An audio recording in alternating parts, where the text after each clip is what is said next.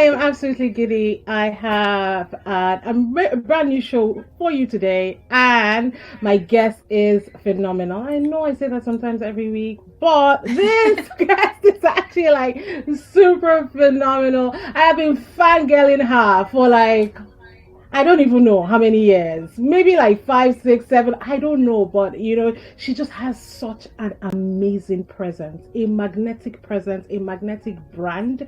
Her name is Yetunde Shorters. Guess what? I was following you when you were Yetunde Taiwo. So that's been 8 years. That's been 8 years. So that's 8 years. Exactly. I've been following at least 8 years. It could have been more. Yeah, at least yeah. I've been following Yetunde Taiwo, but her name is Yetunde Shorters, and she's just such a light in this world, and I couldn't wait to have her sat exactly where she is.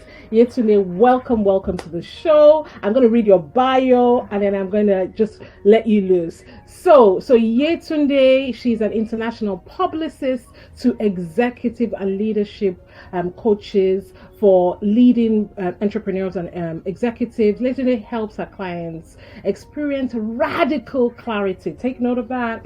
Radical clarity on their purpose, and they use the power of their personal brand for more impact and confident profits. I love it. She's got 20 years plus experience as an international publicist. She's a certified master practitioner in Neuro-Linguistic programming and a certified Brain-Centric instructional designer. She has a massive eye for design.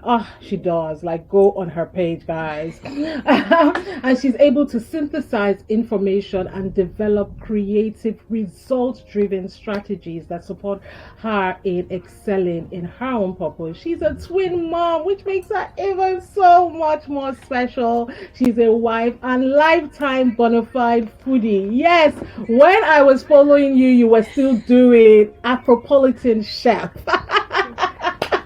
We have been on this grind for a while. Yetunde, thank you so much for being here, and I love you, as you know, and I can't wait to get into this conversation with you. Tombra, I am honored. I feel like goosebumps whenever we connect, and I love that you're so intentional about the work that you put out there. You're so intentional about showing up for your purpose. So it is my pleasure and honor to be here with you, and let's go, because I know we have a lot to talk about. Yes, we have lots to talk about. I always ask my guests to introduce themselves in their own words, like beyond the script, that I've just read there. What is the essence of Yetunde Shorters? Who are you? I am on this journey. I feel like since I was a kid, my first memory was 2. I was 2 years old when I first had memory. I remember, and I still remember everything to say. But I feel like I'm one of those souls on the journey of self-actualization, because I feel like I literally feel the energy of our world. And so the emotional growth and challenges that I go through is for me to understand love better, so that I can show up in that way and use my work and my purpose to help more people see what love looks like, which means from the heartache of love to the challenges of love. And I'm talking all types of love: friend love, family love, soulmate love.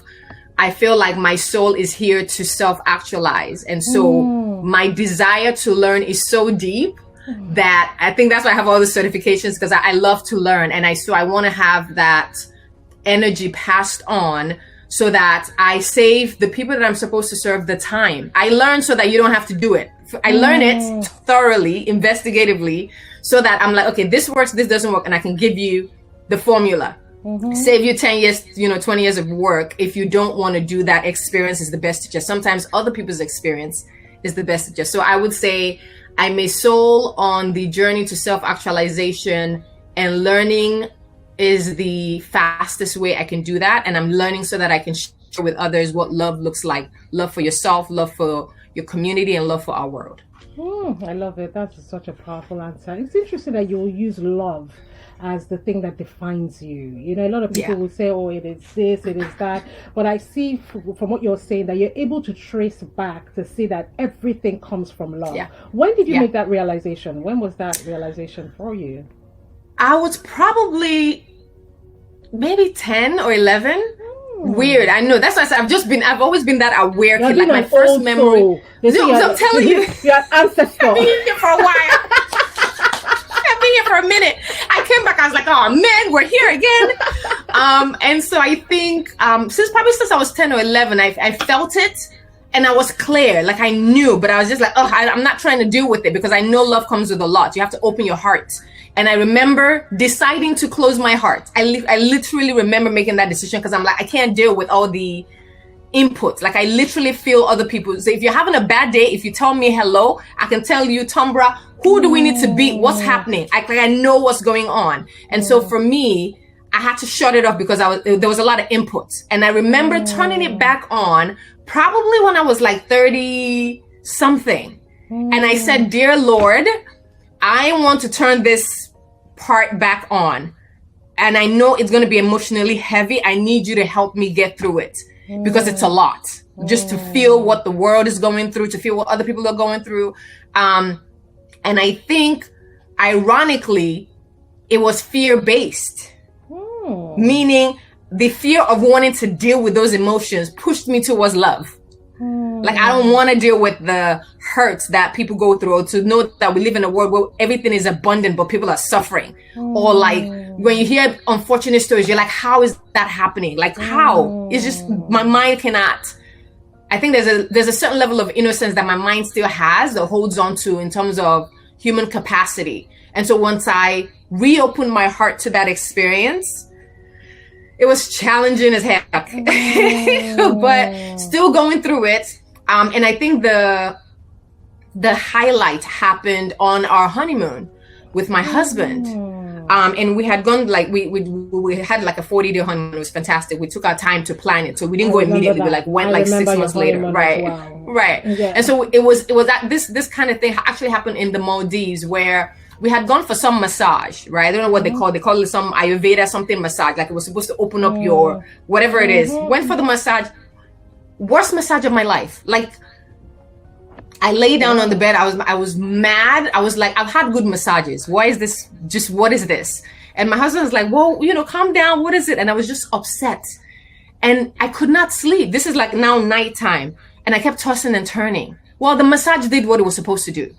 Because I woke up and I'm like sitting in the middle of the Indian Ocean, literally, because your villa is in the water. So I go down the stairs, my foot is in the water, and I'm crying.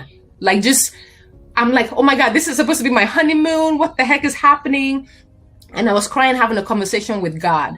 Like, why do all these things happen? I feel like you abandoned me. Like, I had all this flashback of just my whole emotional life from age 2 to now. And I was like, I need an answer. And what I clearly heard was, I never forgot you. You unplugged. Oh, wow. I was like, oh, well. And so that I stopped crying. It's like, I never abandoned you. You unplugged. I'm always here. I just need you to plug back in. I'm always here. And if you just hold my hand and trust unequivocally, right? So there's trusting God, and then I'm like that co-pilot. I'm like, I want to take the wheel. It's like, I need you to trust me without a doubt. And I remember it was like, December 2015, and I recommitted to God that I will trust you, period. No questions asked, but it's a daily commitment, right? And so that's kind of been the reactivation of reopening to love, what that looks like in terms of the dimensions of love. It's not just, the agape love. It's the love of self. It's the love of God. It's the love of your purpose. It's the love of other people, and how you're supposed to show up. Are you ready to show up? Are you ready to show up when you even know that you're capable of something, but you have to step up to do what you need to do? Most people don't want to. Like, we know what we're supposed to do, but it's work. And it's like, I understand. Who wants to work? It's like, it's work. And so that was kind of my recommitment to what love looks like for my soul to be fully realized in this planet, so that I can live my purpose and help others the way I've been called to, whatever that looks like, right? So it's just been a journey since then. I love it. And one of the things I love about you is that you have been saying the same thing for years. You are so steadfast in just that commitment to people, that commitment to authenticity and helping people show up and undress themselves and become who they have always been. Why is that such a central theme in your life? Why is that your central commitment? Because I've seen you do it in different ways, whether you are doing it in your capacity as a publicist, or you're doing it in your capacity as a coach, or even when you were doing food, I could see that you were even bringing all of yourself into it. That's just who you are.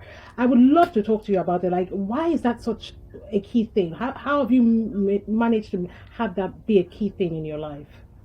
So I think this is that soul part, right? I think everybody comes with a certain soul essence, right? And so when I say I've known myself for a long time, I was that kid where at 10 years old, I told my mother, I want to have a relationship with you. And if we don't start now, we'll never have one. I was that child, right? And this was in Nigeria. So this is not like I grew up in America or something like it just, and so I think on a soul level, I literally think my soul is here to kind of like self-actualize so that I can be one with God again, whatever that looks like on a soul level. And I think the sense of self is strong because of that desire to connect to God on that level, not even on the human level, like not on the physical. There's just levels to God that I feel like I had to come with that kind of soul to access that. And so I think that's strong sense. And then I have a really open mom. I think that really helped. She's such she's not the typical Nigerian woman. And I think I actually have friends who are friends with my mom, not me, because she's just that cool, and I think just setting up a space where there was trust in myself, even when I was wrong, right? So it's like, okay, you were wrong, trust that you were wrong because you had to make these decisions to get here. But I think the desire to honestly be one with God, the desire to understand human suffering so that I can alleviate it, whatever that looks like, at least in the capacity of my purpose, right? And so I think showing up that way, if it helps somebody else be themselves, that's freaking awesome. Because I think the more of yourself you are, the more other people give permission. You give other people permission to be themselves as well, because we're missing out on so much from people not being themselves. Oh my God. Like there's such essence I'm having goosebumps. There's such essence in who you are that to not explore that is a disservice to your soul and a disservice to the people that you're meant to help when you step into what that looks like for you. And that is a trial and error process. So you have to, one, give yourself grace, which I've always done. I'm ready to make mistakes because that's how I learn. And you can change your mind, and that's okay. You can change your mind. Yetunde, say that again. A lot of people you can change your mind to ideas and ideals, and they feel like if I go down this road, that is it for me. I'm married to this, and I can never divorce it. You can change your mind. And if you're ever in a situation, because I know there's some people that are sensitive to what other people say, and that's fine too. Like some people's soul need outside validation. If that's the case, when you're going through that change, share that you're going through that change and share what made you do that. So it's not this abrupt, you're finicky thing. It'll be like, all right, I changed my mind and here's why. This person presented me with this case, or I had this experience, or this thing happened. So that way, if you are concerned about what other people say, you have an explanation for them to validate, all right, I see why she changed her mind, as opposed to like, you're just changing your mind and you're stressed out that they're calling you fake because you didn't explain what the heck happened or why you changed your mind. So I'm like, if you are, because there are people who are externally validated, they need external validation, and that's fine too. Just understand how to operate in that space. You can still be yourself, And so I think when I think about showing up authentically, I think about how do you do it in a way that fits who you are? If you don't care about people, show up that way. If you do care about people, how do you show up that way? So one, your heart is protected, and the people you love are also protected in what they think about you. I love it. Yeah. Yetunde, I want to talk to you about just this capacity to do many things. People who are multipotentialite. It's like when I meet you as a coach, I feel that's the only thing you have ever done in your life. If I meet you as a publicist, I feel, it's impossible that she can cook. It's hilarious. Yeah, but this thing that, a lot of people, and sometimes for people who are like you, I dare say like myself as well, because I do many things. sometimes it feels like a blessing and a curse. I don't know if that's your experience of it as well, because some people feel as if, they feel almost impotent by this power that they have, because they are just so powerful. Like God has just dropped on you this, nuclear bomb worth of talents. And it's like, right. Lord, where do I start? How do I go? How do I contain myself? And how do I show up in a way that, still makes me feel as if I am not I'm not doing this and giving up on that. That's usually the conundrum, isn't it? Right. So, so I like that you say, blessing and a curse. I used to think that, right? Again, you can change your mind. Yeah, you can change your mind. I used to think that because I'm like, I have like I said, I like to learn. So for me, when I find something exciting, like right now I'm obsessed with AI and I'm learning all the things. Oh my God. Like we'll have another situation about that. But the way I see it is, in my desire to learn, mastery is important to me. So when I decide, okay, my soul wants something, like there's something I just sets my heart on fire, my intuition kicks in, insights. So what happens is I start to master. Right? I focus in on the thing, whatever that thing is, and I study it, study it. When I was doing PR, I wanted to play with PR. I was reading, studying, I mastered it. And so the way I think about it is, I used to think about it as a curse, like, oh my God, I have all this many talents. Am I confusing people with all the things I can do? And the way when the puzzle made sense was like 2009. Okay. I ended up in the hospital from adrenal fatigue. And I was like, oh my God, if I die, I'm Nigerian now. We'll eat rice, we'll dance, we'll cry, and we'll move on. I was like, oh my God, my life cannot end this way. And so what I started to do was I started to look back. So that was age 29. I had done a lot since then. I graduated from college when I was 20. So I'd done a lot in that 9-year span. And so what I did was I looked back at all the things that I did, all the things that I loved and that I mastered. Keyword, mastered, right? It's not just touch and go. Master the thing. And so what happens is those different many passions has been leading me to here, right? I was a fashion model while I did branding, graphics, all of that. So now I know how to capture my client. We can have a meeting about your brand. I know how to capture what colors work well together to have the emotion you want. What text, what fonts, what's the look? Are you smiling? Like, what's the emotion that we capture? That life adds into the way I brand my clients now. PR, marketing, branding, all of that stuff leads up to the thing. And right now, the thing is helping women step fully into their purpose. I just happen to do it with this framework, right? It spells out power, actually. So it's purpose, power. The power is my 5-step. And so what I thought when I stopped thinking about it as a curse was when I realized they're all stepping stones to the thing. Speak it. Yep. I love it. Right? So if you can think about all your multiple passions as stepping stones to the thing, it is important that while you're going through the thing, when the phase is almost writing out, you need to sit down and write down, what are the things that I took away from this? What are the things that I've mastered? Because if you don't, you're going to keep repeating it in a different way in another thing. We don't have time. Like purpose is a thing while we're alive. If you exit this planet, purpose expired, you're done.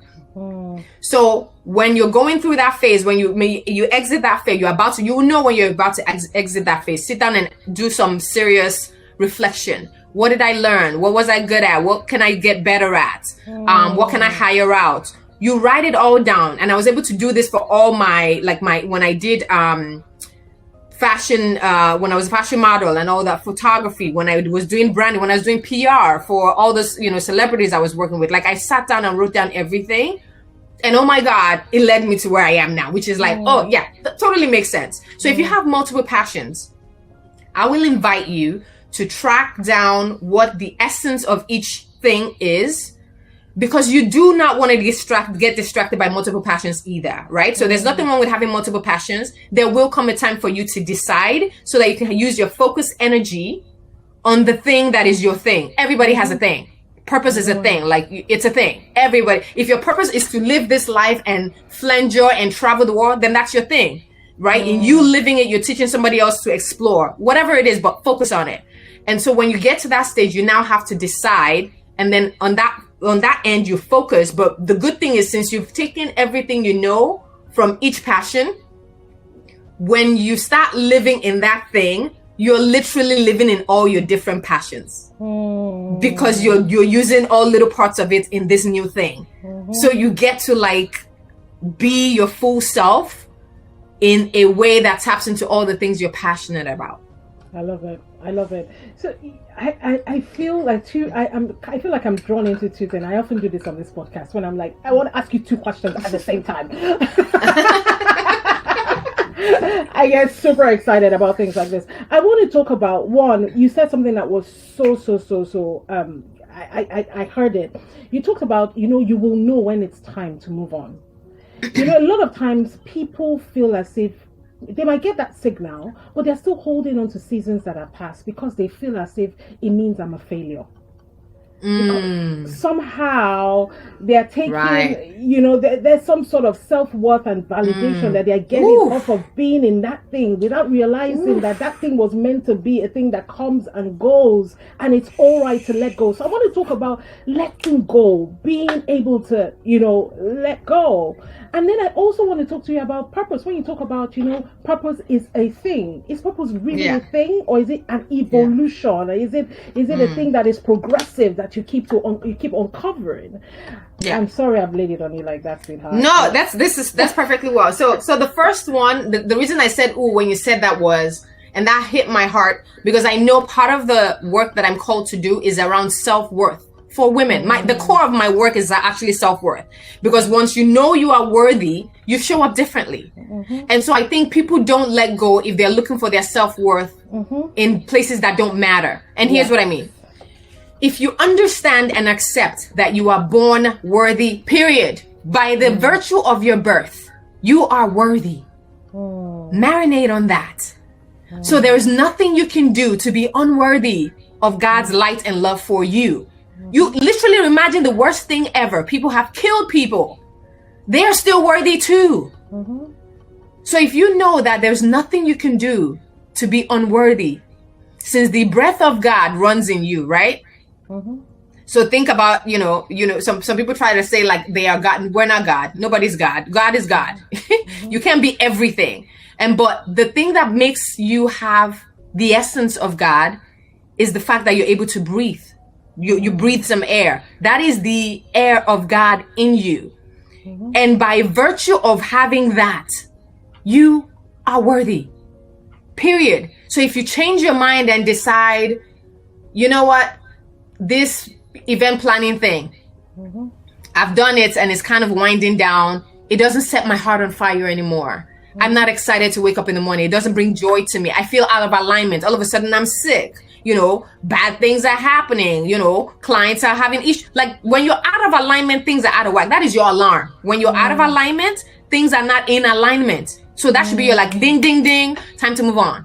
I love that. Right? Now, there's nothing wrong with giving it another shot. Test it out. Maybe you're just having a bad day. Test it out. If you test it out and you're still out of alignment, then you move on. Because there's something bigger and better that is going to help you manifest the highest version of yourself. And you cannot experience her if you don't let this other person go. Preach it, sister. Preach. Right? So that's the self-worth part. Just understand that you are born worthy. I actually have a shirt that says born worthy. I can give my clients that shirt. Period. So you don't owe anybody any explanation. You don't owe anybody anything. You don't have anything to prove to anybody, not even yourself. So you're already worthy. So now that you know that, operate from this place. And then when it comes to purpose, I think of purpose as spiraling upwards. Right? So it's not like one thing where it's like, okay, this and that's it. It's like until you exit this planet, you're experiencing your purpose. So you're always spiraling up there. So when I think of self-actualization, we're spiraling up to get back to God. What does that look like? Okay, stage 1, you're 5-year-old, you're this spunky debater in high school. Stage 2, you do this. Stage 3, like you just keep spiraling upwards. So there's the evolution of that purpose is just literally like a little mustard seed. I have an earring that has a mustard seed in it to remind me that if that's all the faith I have, or is that how small the purpose of my client is, it's gonna get bigger. So your purpose, if you can think about it as a mustard seed that now grows into this thing, It's literally just spiraling upwards into the better versions of you. And when you look back, you thank that 5-year-old, 10-year-old self and say, thank you. Because of what you did, I'm here. And then when you're another 10 years from now, you look back and like, girl, good job. Because of what you did, I'm here. We're always spiraling up. So if you think about your purpose as spiraling upward towards God, it's a different perspective. I love it. I love it. I think what you've said there about that, that spiraling up, you know, often the times I saw an Instagram post about it one time, like when you look from up and you're looking at this screw or whatever, this thing spiraling, it looks like a circle. It looks as if you're but it's not a circle, but you're not. It's like a string, isn't it? It's like a string, and you are going up, and it is so fantastic. And that's it. Once I got that perspective, honestly, it was so liberating for me, because I just said to myself, like, everything is adding up. You might think, oh, you know, the modeling days didn't do anything for me, or the cooking days, did I just waste my time? And again, it's when you're taking validation from places that it doesn't belong. That's right. It doesn't belong, but once you are able to hold on to the fact that, you know, you are here and you're one worthy.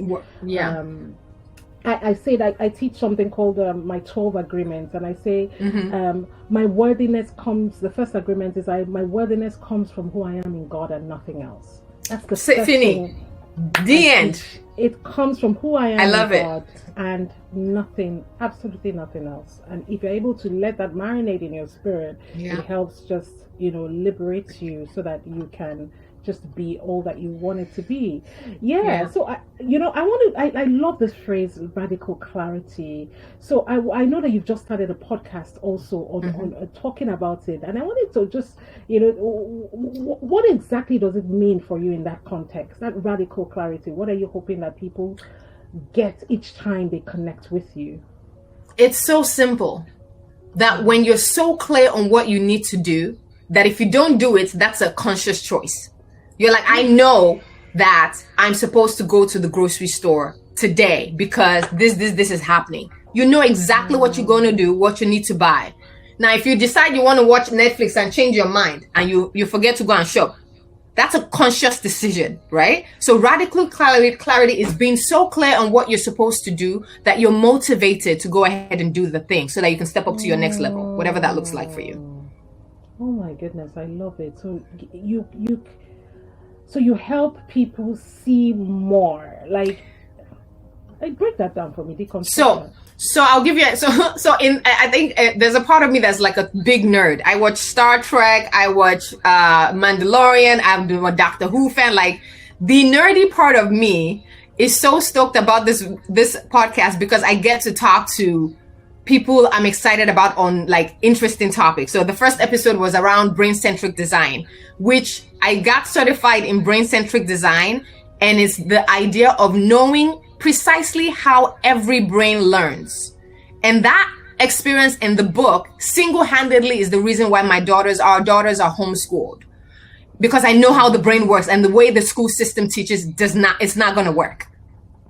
And so with the podcast, I get to like nerd out on like incredible topics with experts and thought leaders that are just fascinated by the purpose work and the thing that they do. And they talk about it in such a way that I guarantee for every episode, you will walk away with something that you didn't know before. That's just a fact. And so when I talk about radical clarity, is being able to offer insights that will help you have more radical clarity on either where you are in your life, love, or business. So that's what radical clarity is about. I get to nerd out with like incredibly awesome topics. NLP, Neuro Linguistic Programming, is understanding how the subconscious mind works and how to program it. So sharing some things with my NLP educator and expert on how do you reprogram your subconscious mind. You know, so I get to play in this place of sharing radical clarity. So I love it. And I think just that phrase that you said there, you know,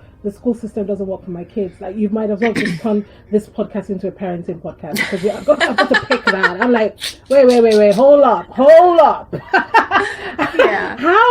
What you know, just break that down for us. So what have you learned in terms of how does the brain learn? How do people learn? How does it work? And I didn't even know you homeschooled your daughters. That's amazing. Oh yeah. With everything that you do. Yeah, well, I mean, you see, I believe in hiring experts, so I'm not the only one doing it.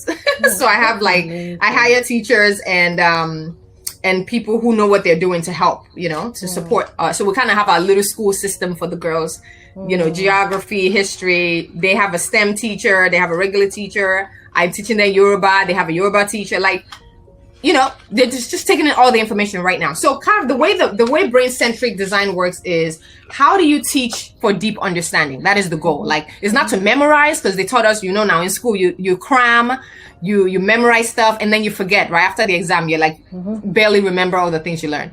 But the way brain-centric design works is knowing how the brain takes in information and then presenting that information the way the brain takes it. So example, there's 4 parts of the brain, right? There's your frontal lobe, there's your parietal lobe, there's a occipital lobe, and your temporal lobe. 4 lobes. And each do different things. One is more conversation, right? So that's usually your frontal lobe. You have to have the conversation about the thing. Another one is occipital, which is more visual, right? Another one is more sensory, right? So that can be the taste of something or drawing something. And then another one is what an object looks like. Or if I say, so sometimes for my clients, I would say when we're having a group session, introduce yourself in a French accent, right? So that kind of conversation anchors the brain differently. You understand, you remember the conversation. There's just different ways to activate the brain. And so with brain-centric design is knowing how to present any information in the way that because everybody has a brain. You present the information in the way that everybody's brain can absorb the information, and then you have to ask a specific set of questions after the kind of exchange of information. And so 3 questions. The first question is, what surprised you? So after this podcast, what surprised you about, this conversation we just had? You share whatever it is.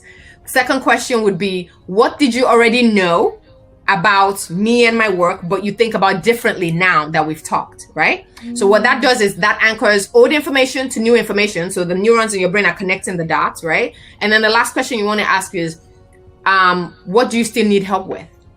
And what that does is, instead of saying, do you have any questions? Because that puts you in, and when you ask that question, people are amygdala hijack. Oh my God, don't call me. I don't want any questions. But when you say, what do you still need help with? It's a gentle way of asking the brain, I want to give you more input.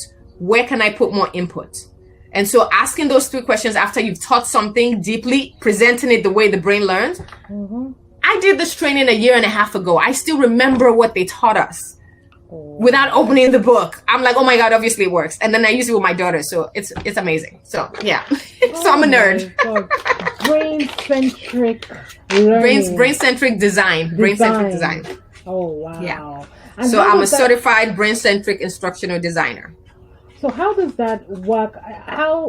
Instructional design, how does that work with neuro-linguistic programming then? So that's another certification. With NLP is more understanding how the language of the subconscious mind, right? So, most people think their conscious mind is the main mind. It's not. Like your heart is beating right now, your liver is doing things. You are not aware of that. That's all. Your subconscious is handling all that. The things that are happening behind your eyes so that you can see me this way, because we know when we're looking, what we see is not really what we see, because your brain inverts the image.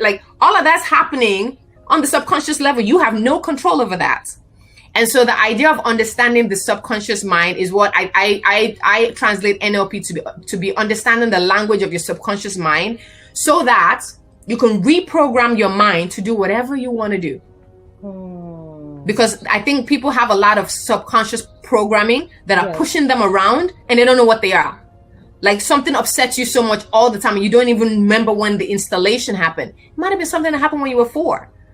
But if you're not even aware on a conscious level, subconsciously, if you're not even aware of what the thing is to bring it up to the conscious, then this emotion is pushing you around. So I think what I've loved about, my NLP master certification is just, I literally, when I say I'm on the journey to self-actualization, I literally understand my mind better. And by default, I understand my client's mind better. So I help them get to clarity faster. I ask the questions that I need to help them remove something that was a traumatic experience that they didn't know that's why they are afraid to launch something. But they can't figure out why they're not launching, or they can't figure out why they're not making a certain amount of money. There are blocks in there. Then I'm I just asked the right questions. We're oh, that's what it is, right? And so NLP allows me to understand the language of your subconscious so that we can help you get out of your way and achieve your goals. So I kind of, so the integration for me is I'm in the new place of integrating NLP and brain-centric design to be able to teach people subconsciously and help you present the information in the way that your brain can understand. To be able to just help them become superhuman beings. Yeah, that's it. That's it. I absolutely love it. Look, Yetunde, every time I see you pop up on my feed or anything like that, the one thing that stands out the most about you for me, obviously your soul, your light and all of that, but just how you visually present. It's just so beautiful. So I want to ask you about, from a branding perspective, what is, I want to be rudimentary now for people who are listening to this, who are like, I want to get a sense. What does branding mean to you? You're a branding genius. What does branding mean to you? Is it the colors? Is it how you put yourself together? What is that holistic view around branding that you teach or stand for? Right. So, to give a heart-centered response to what I believe, like I say heart-centered because there's a definition that I share, and there's the what it feels like for me with when I work with my clients. Branding is understanding who you are and being able to translate that to the world in a way that identifies how you are awesome in how you help them. Right? So two things happen. Your awesomeness shows up, and how that awesomeness helps other people shows up. So it's a win-win. So when I think about branding, I think about how can I pull in my best self, my most authentic self, my highest values, my highest offers. How can I pull all that in a way that I help the people that need that will find it attractive? That's all. Because if there's 100 people in a room and you're only meant to serve 20 of those people, that's all you should care about. The remaining 80 people are not your business. And I think what happens is people get stressed out about the 80 people and leave the 20 people. Yes, so many people. And the 20 people are your people. So if you think about your brand as pulling, and there's nothing wrong with being yourself. I always tell my clients, how can you be your best self? Because being the a-hole and being yourself that can happen. But all right, on your worst day, what does your best look like? That. In the middle of that worst day, best version of you that can help somebody, that is your brand. And so when you're not there and you see, like when I see your stuff, I'm like, I know your energy. There's some people, you see some people branding like them, you're like, that looks like Tom Brass type of thing. And then you come back and you say it's not Tom Brass, but you feel like they either bumped into you or something, or like maybe your soul sisters or something. But it's like when you live an imprint of what your essence is, and that ties to your values and your purpose, that is your brand.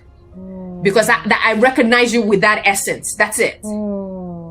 And so that essence shows up in your colors. It shows up in your brand voice, in how you talk, in what people say about your brand, in how you treat your customers. The essence of you and how you serve others and how you show up as your best self is your brand. And should everyone be thinking about, when you say the essence of you is how you show up is your brand, there's also the you should be building a personal brand. Can you just kind of make that distinction? What is the personal brand versus, your brand? Is it one and the same thing? I think there's a hybrid, meaning your personal brand becomes the extension for your business, because I think we take our values into our business. So I think it does start with everything's personal first. That's with you, right? And no matter what business you're doing, there's an essence of your personality in the business, right? Mark Zuckerberg has his own personal brand, but the business is Facebook. I guarantee you there are values in Facebook and his values that are aligned. So it's important to get your personal brand sorted out, because chances are is going to be a part of your business brand. The evolution I would say that happens with your business brand is when you start adding employees and people that work with you, or you start providing service based on what your customers want, not necessarily what you want. There might be other values that may not be the same as yours, but they're in alignment, right? So I think your personal brand should be first. And what happens is if you're clear on what your personal brand is, it makes it easy to integrate the values of your business together, because you're going to take your personal essence and value with you anywhere, whether you do business or you don't do business. So is it important to have a personal brand? Yes. Does everybody need to go start one right away? That depends. If you're not there yet, then if you're still in discovery phase of who you are, then keep exploring until you get there. But at least know that you're going to create it. So that way the intentionality is with you on the journey to creating. I love that. The fact that you should be mindful of it. That it's there. It's something that you're going to create. I love it. Look, Yetunde, I could stay here and just speak to you. But obviously we've got time constraints. But I wanted to just talk to you because of something that I feel you are also so uniquely gifted in, and I think you touched on it at the start of the podcast when you talked about love. You talk a lot about soulmates. You talk about that connection between and you I think there was one time I was reading your stories. I think you're almost saying what, maybe I should write a book about this or something. I don't I could see the engagement in your stories was on fire. I was like, whoa. I didn't expect that either, but it kind of happened. Yeah. So I just wanted you to spread some of that light on the podcast today, because what we're doing now is just getting snippets. So if you want more, go on YouTube, just go find her and binge out on her.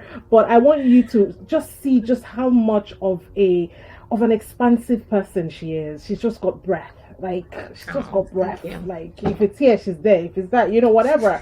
So I want you to talk about, you call your husband your soulmate. So I want you to talk about it. What does that mean? Do we have just one soulmate? What's that concept to you, and what does it mean? And what should other people be looking out for when they're looking to be in, such really, really deep connective relationships? Right. So I believe that there are more than one soulmates. I hope you don't meet them in the same lifetime, because that's going to be a challenge. Because there's so many people in this world that you're going to be compatible with a whole lot of people, right? So I think that's one. So it's not like, oh my God, there's only one person. No, I think there's multiple soulmates, and I just hope you don't meet them all at the same time, because sometimes you might meet your soulmate at a high school, right? So you have those high school sweethearts, but they're not going to be the evolution for what you need when you're 30, right? So there's a different soul connection at different points in your life. I think when it comes to the decision to connect with your spouse, right? The decision to this is my person. The first thing, actually, I always tell my husband this, the first thing that was an alarm for me that ooh, okay, what is this? Is we went on, it was our second date. First date was amazing. We had a great first date. Second date, and I felt at home. I this is the second time we're meeting. I just felt this was home. And I cannot explain it, because it's one of those things you have to experience, but it's it wasn't this is my bestie type thing necessarily, or a only love of my life. It was a combination, but it just felt like my soul rested. I just felt I can cheer for me. And we weren't even boyfriend, girlfriend. This was on a date. I was okay, I just feel at home. And I couldn't explain it. And so when I think about the desire for those women who desire to be with a mate, a man specifically, right? Because it's different for women who like to be women. That's a different story. I think for women who desire to be with a male mate, that there are some things that we don't get taught to prepare us for a union. We do not get taught this independent woman stuff. I was there, madam. I own my own business. I'm doing my own thing. Nobody prepares us to be a couple. Nobody. And I think that's why a lot of marriages have a challenge, And we have ours too. You know what I mean? Like we have to talk about it. We're very good communicators. So we talk about stuff in terms of like, okay, how do we be a couple? Because everybody teaches you how to be the plus one. A couple is a totally different ballgame, and I feel like nobody teaches that. And so when I think about the preparedness to be a mate, there's so many things we need to work on.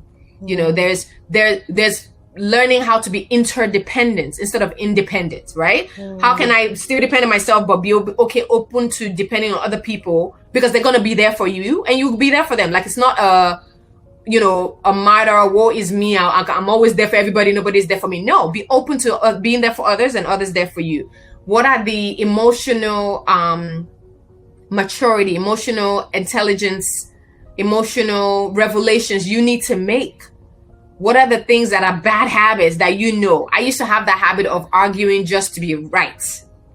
Just, it was fun for me, and it was just, and I just thought one day, I was like, do I want to be right, or do I actually want to understand this man? And when I asked myself that question, I was like, okay, well, let's have this conversation and let me see if I can understand what he's saying. And I listened, and I was like, there's a whole nother level over here. It's not about, because your brain is going like, you'll have a comeback. You have some questions to ask. When I just listened, and I was like, okay, that's a different perspective. And so it opened me up to being more receptive to other people's point of view. Are you preparing your space for your mate? You say you want to be with somebody, but there's no closet space for anybody. You sleep on the whole side of the bed. Your cabinet and your bathroom is filled with products, and there's no space for him to even put a toothbrush. Is your space physically ready to receive a mate? I actually cleared out half of my closet, put the clothes in my what is it called? I had a second office, my home office, in that closet in there. And then I was like, okay, if he comes to visit, there's space for him to hang stuff. There's place to put things. I had to evaluate my emotional traumas, my own daddy issues that I felt like would be in the way, my expectation or not trusting, right? I had to address all of that. Okay, what is it that makes me not trust? What do I need to trust? And I had that conversation with him. Like, look, I have trust issues. So you even telling me you love me, like, I don't know how to receive that. Like, I don't know what to do with that, And he was just like, I don't know what to say. I was like, I really don't know how to receive the love you're giving me. Like, I don't know. I don't have an example of it. And we talked about it. And so we eased into it, and we did like it's work, which means there's blessings with the work. And so that's the privilege of when you're ready to be a spouse, please do the work and understand that this person is going to be somebody's ancestor. That's a big deal. They're going to be somebody's grandpa, somebody's great grandpa. Are they worthy? Are you worthy of being in their own lineage, their own legacy, their own family tree? Like, so take this decision seriously. All that go with the flow. I don't do go with the flow then. I was like, am I boyfriend? Am I girlfriend or boyfriend? Like, what are we doing? That whole, let's just see what's going on. No, I was like, I need the title. No. Yeah, I was not called. That was like, it's simple. Am I your girlfriend or not? So I think just a good reflection of who you are, what you desire, what you're willing to work on, and knowing that it's literally an everlasting work. And the truth is, sometimes you don't want it. I remember not wanting to. I told my guys, like, please just take me as I am. I don't want to work. I legit said that. I was like, I don't feel like doing too much for this. Like, it shouldn't be hard. And he's like, do I deserve the better version of you? I said, yes. He said, so you also deserve the better version of you. And you deserve the better version of you. So why do I have to deal with this is just who I am? That is mediocre. It's like, I don't want mediocre. I was like, well, okay. I guess I don't want mediocre too. So let's do this. So when I think of Soli, I think of someone who feels like home for you, someone who sees you, who recognizes you, someone who, even when they're mad at you, they still love you. Period. Like, you don't even question it. Someone who you can see as a friend. You actually have to like the person. There is a difference. I did not know that until we got married. I was like, oh, I like my husband. I was like, oh my God, if I didn't like him, that would be a problem. Because you can love people and not like them. Yeah. And so I think it's just doing the work, the internal work, doing the daily work, and helping your mates see because you can't make them do anything, but see the benefits of doing the work themselves so that you can actually have a happy marriage, because you deserve one. You do. Oh. Yeah. Yetunde, thank you so much. I received all of that. My people have heard you. They felt your spirit. Thank you so much for just coming to give of yourself so tangibly. I want you to tell us where they can find you, and drop all of that details. And I'm sure they will go and binge if they have sense. They do. Your people are awesome. No, I usually hang out on Instagram. I'm about to change that. I'm about to start hanging out on LinkedIn because I know my people are there. I had hesitation to hanging on LinkedIn, but I removed the block. But I usually hang out on Instagram as Yetunde Shorters, Yetunde Shorters, Shorters. And YetundeShorters.com. That's where I share all the stuff with the work that my personal website with the work that I do. But if I am the coach for you, you know in your heart, I always believe in those that are meant to serve find me. I've never literally for 16 years my business has been referral. And so when I attract clients, is people who are, since I'm an intuitive person, is intuitively it is my God mission to help them. To support them, right? And guide. I think that's more appropriate, guide, because everybody has they can do their own thing. It's more like a guide. And so if you're hearing this and it feels aligned for you and I'm meant to be your coach, I am grateful for you already. And I look forward to your transformation and how you can transform our world with your purpose, because you are born worthy and the world will be a better place when everyone steps fully into their purpose. That's a wrap, people. Thank you so much, Yetunde, and I will see you on the streets of the internet. I keep sending you my love, good vibes, and well wishes. I will go check out your podcast because I know it is going to be awesome. It is awesome already. Thank you so much. Let me